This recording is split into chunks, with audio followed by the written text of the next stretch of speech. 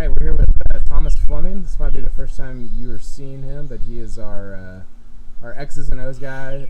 Breaks stuff down on the blog. Thomas, how's it going? It's going well. You having a good weekend? I am. Yeah. I love this summit. You know, we did it last year, and I'm glad we're doing it again. More people. Yeah. And Porter's a good poker player. He's a pretty good poker player, if you didn't know. Just playing for pride. How did you, Thomas? How did you first get involved? I think a lot of people love your writing, but they don't know a lot about how you first got involved with writing about kind of the fundamentals of football and basketball and the plays and just all the different stuff you write about. What was your first introduction to that? Well, once I realized that I couldn't play sports, I knew that I wanted to write about sports or cover sports. And when OSU played Texas Tech, I want to say in 2013, they were doing some interesting things, and I just decided I wanted to write about it. So I started this small blog just for fun, did it for a year, and then after the Florida State OSU game, I decided I want to pick it back up again, wrote for Cowboys Write for Free for a little while, and then moved over. But it's just one of those things that I've always found interesting, and I soaked it up, and I still do. I try to read more about X's and O's, and there are plenty of great people who do stuff better than I do nationally, and so I just kind of try to do the same thing for OSU. What about it fascinates you? Just the whole strategy part. It's like a game of chess, especially with football. There's so many ways that you can score, and just looking at the ways that OSU has used in just the past 5 or 6 years is different. It's different, a little bit different from year to year, and basketball is the same, and I expect it to be different this year, which I find interesting and exciting. Mike Yurcich, overrated or underrated? Oh gosh, both. I'm going to say both. I think I will say he's not perfect by any means. How do I word this? I think a lot of the flack that he got early on was not his fault. For example, he was very conservative.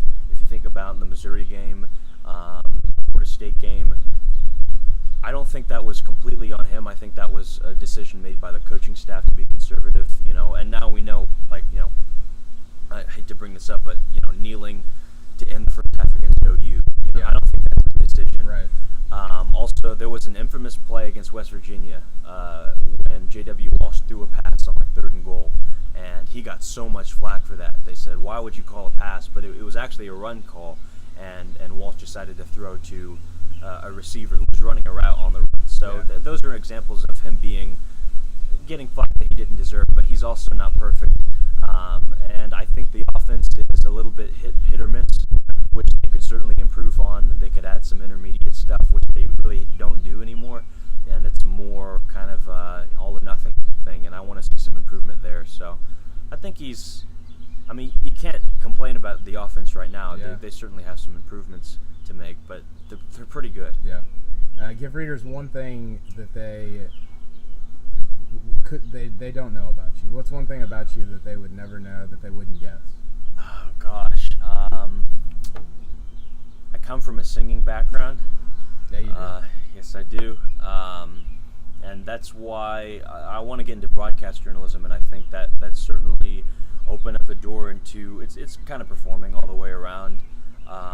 Did singing for a long time, sung for the Thunder for a couple times for their national anthem.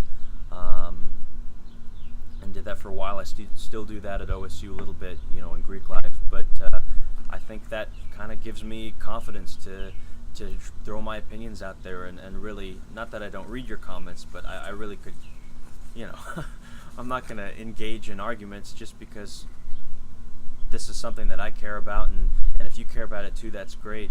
And I kind of want to educate fans, because that's the one thing that I want to do. I want to educate fans and kind of have them learn a little bit more about the game of football and basketball. Yeah, well, you've certainly done that. Okay, we're going to do a speed round real quick. You ready?